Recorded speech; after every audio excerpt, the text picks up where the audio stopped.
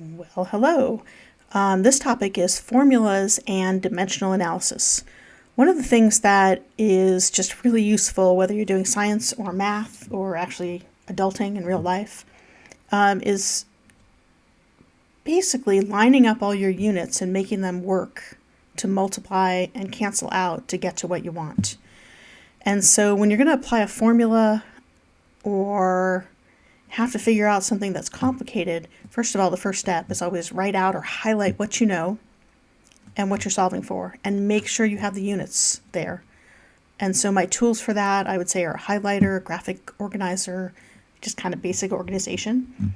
And then you're going to solve for the specified variable, the thing that you want. And for that, you use PEMDAS, distributive property, combining like terms, inverses, what we've been doing before now with solving equations. As you go, though, you're going to be very careful to check unit cancellation. And then finally, you're going to substitute known values. And sometimes you do that steps 2 and 3 almost at one time. And then finally, you do the last bit of arithmetic. So I set up an example over here on the right that is, what is the total cost for gas for a trip from home to the beach? So we're being asked, what is the total cost? So the first thing I'm going to write is my unknown is equal to total cost in dollars, and I'm going to call that C. I like to make my variables make sense, and so a lot of times I'll use the letters that make sense. When I'm coding, I also use variable names that tell me what it is. It's easier than comments. All right, so what do I know? Well, I know how efficient my car is, and so since I'm looking at cost of gas, one of the key things is going to be, well, how many miles per gallon can I go in my car? So I'm going to call that E. And in my car, I actually get an average of 25 miles per gallon.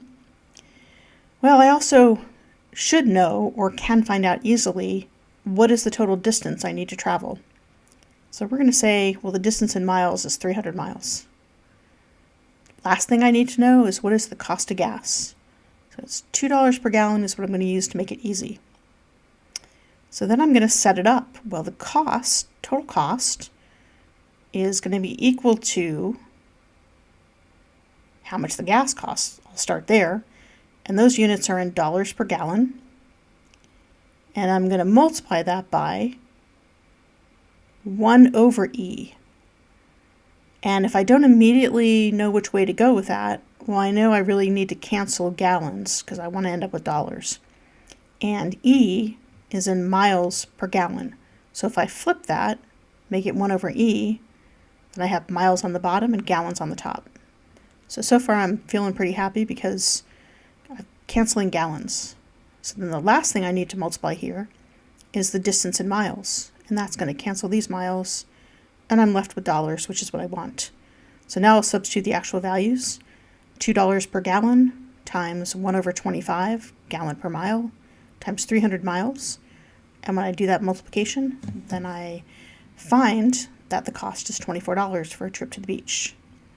Of course, there's all that other stuff, hotel, food, entertainment, people I want to bring along, renting a surfboard, all that good stuff.